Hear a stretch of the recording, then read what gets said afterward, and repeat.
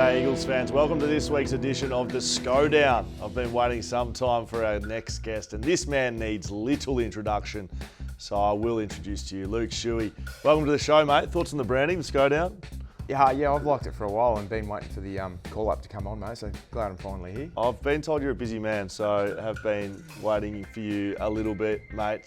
Saints game on the weekend, unable to get the 4 points, but competitive effort. How did the coaches say it? Yeah, the boys were really competitive. Obviously our form at home's outweighed our form away. We want to bridge that gap, but we got the effort we were after. Just some intricacies of the way we want to play weren't at their best, and St Kilda's work rate, they had a really good side in, probably their best side they've had all year.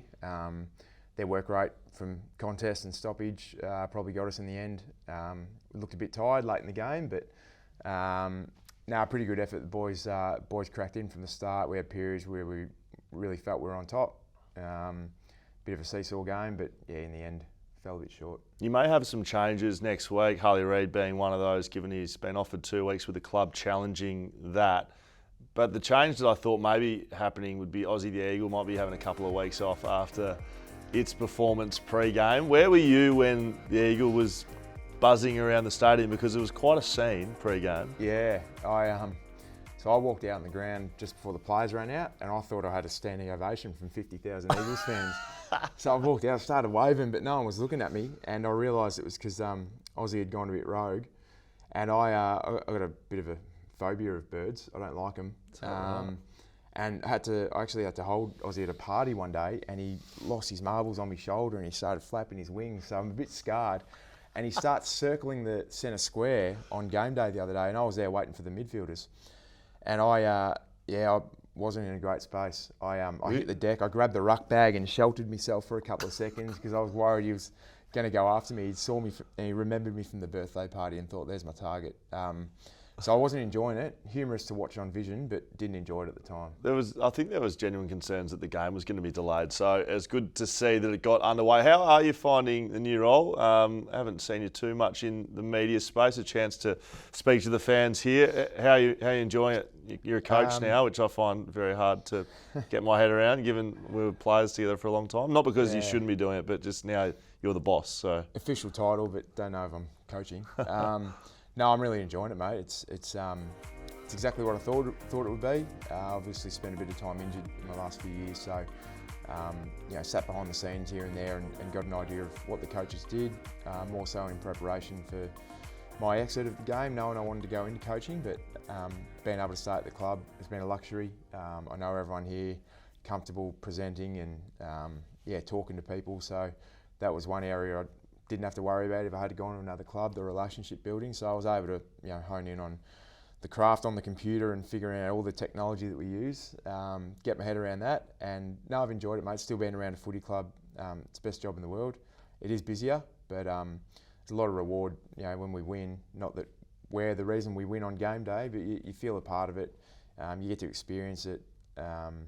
Being around the players after a win, we haven't done that for a while, so being around the players this year and seeing them have fun again has been a highlight, so I've loved it. I know you're a very competitive man. Is there any part of you that would like to see yourself running around in a midfield, Kelly, Reid and Shuey?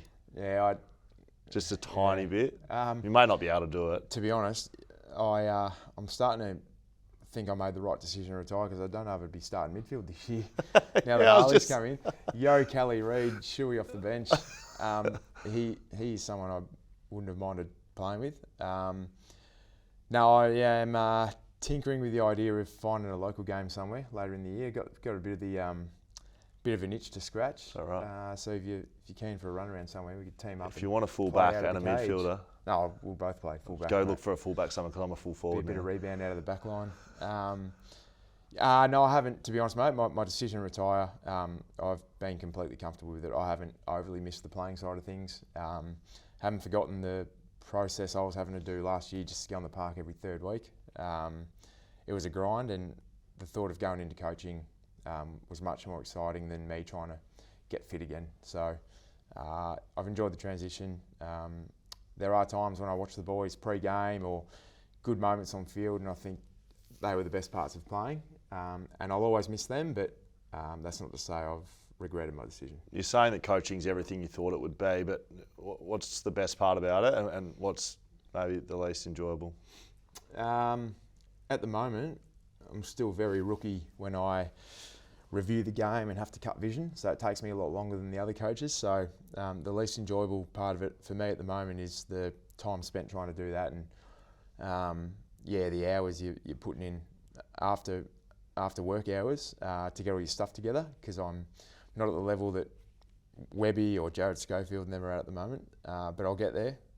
The most enjoyable part is the hours you do put in, seeing it work on game day, and hopefully being clear to the players, and then seeing them execute. And been periods this year where I've watched on and just been really proud of the players of what they've been able to do, and got to remind yourself you're only probably 1% of why they're playing well. They're doing all the work, but it is nice reward to come in after a game, 3 wins this year, albeit we'd love another couple, but to come in after a game and just feel like one club, we've had a win. We've missed that the last couple of years. From all reports, you're going very well, mate, but just remember, right, as a player, I used to hear this out of your mouth as well, the players make the coach don't make the players, so just don't forget where you came from. It's changed over the last 12 months. Let's get into what some of our audience members have sent in to you, Luke. We have some pretty big following here on the Schodown, so let's get straight into these. Miguel Sanchez sends in, Boots, how do you and the other Schofield divide up roles and responsibilities within the midfield group? Of course, talking about Jared Schofield. Yep. I spoke to Scully about this, and he's the midfield coach, so he pretty much coaches them as individuals. And what a lot of people tend to forget is, as a stoppage coach, you're not coaching the mids, you're actually trying to help the forwards and backs execute their roles from stoppage as well, as much as the midfield. So I don't go into the nitty gritty with the mids about what they're doing inside and post stoppage. I'm more so trying to identify what other teams will do from stoppage, what's our best look, and then it's over to Scully, Nida and Webby to make sure the forwards, mids and backs execute what we want from them. It's more of a all lines job for me, not just the mids. Try and make sure I'm not giving too much time to just one line. Brilliant. Teresa Hicks, Boots, you played with passion. What sort of steps did you take to alleviate frustrations when you were targeted by opposition players and tagged? I learnt through experience. I got suspended 3 or 4 times, probably before I was 25, 24 even. So I realised that umpires don't change their decisions, and punching blokes or being selfish and letting your frustrations out at the expense of the team wasn't the way forward. So got to try and find a way. I had to try and find a way to release that aggression, and I realised just doing it at the next contest or the next stoppage, going at the footy or at the man, was the best way to do it. And by the end of the day, if you have a win, your frustrations are parked quickly. So given the situation Harley Reid finds himself in at the moment, off the back of a tag, good job by Marcus Windhager in that regard, and then being suspended, what sort of advice have you given him? Mate, to be honest, he's 10 times the player I was, and he's 10 times the player probably half the AFL are. So his talent is going to be fine. His talent will take over, and he's going to be hard to tag. Just with him, making sure he doesn't give anyone an opportunity to penalise him or get under his skin with the emotional control side of things. He's too talented. He's just a 19-year-old loving playing footy, and I don't think there's too many players around the competition that opposition were genuinely targeting 10 games into their career. So he's in uncharted waters for a lot of us, but I think less advice is the best advice for Harley at the moment. Takes you a while back on you, it takes you a while physically to get around a tag though as well, in terms of seeing what they look like, especially good taggers. So you're speaking about the mental aspect, but physically and how you play and how you approach stoppages, there is skill in being able to outwork a tagger. Yeah, there is. Me and Harley are different. I was probably more of an outside player in my younger years, so easier to tag. And then as I got older and developed more of an inside game and realised that's what I needed to be good at to be able to work your way through opposition run widths. Whereas Harley, his contest is as good as anyone in the competition when he's inside. So he's already got that string to his bow. And as I said, it's that good that it's going to be hard to stop anyway. So he needs to just be Harley Reid when he's tagged, and he should be fine. He'll be no worries. Lachlan Chammy asks you, Luke, how different is game day preparation when being a coach? Does it involve earlier arrival, more planning, etc.? More planning for sure. Arrive earlier, not really. I was always a couple of hours pre-game, so still am as a coach. Don't know if I've ever played after having 2 or 3 beers the night before.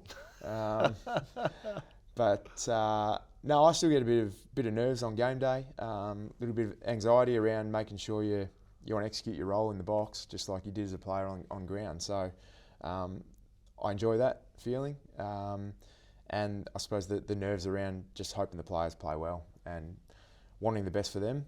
And then once the game starts, like I was as a player, once the game starts, you're honed in, you're in the zone, and all that goes out the window, and you just enjoy what you do. How's it been in the box? It's probably something we didn't ask, and you wouldn't have experienced too much as a player. Yeah. How's that been for you, and how much input do you have, or they just put you up the back, 5 rows back? No, I'm not allowed to talk. No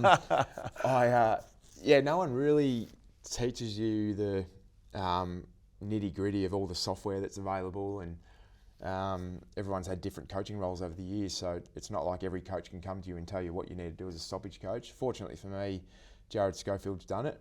I really rate the way he sees that area of the game as well. So he's been a huge mentor for me up in the coach's box this year, and probably the first 2 pre-season games, and then round 1 in Adelaide against Port, he pretty much spent the whole game running through, for my benefit, running through all the stats and data that I should be looking at, explaining it all to me.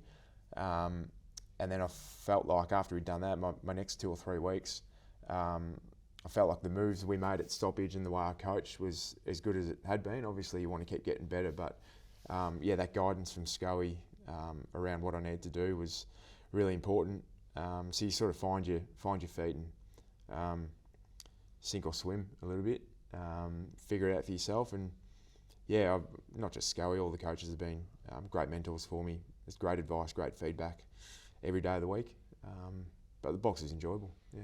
It's good to see nothing's changed. Schofield's still teaching you everything you know. Good by you. Josh Carter sends this in to finish us off. Josh Carter's in, your good friend Josh Hill. Hi, Boots. Is it true you taught Nick Nat how to Dougie?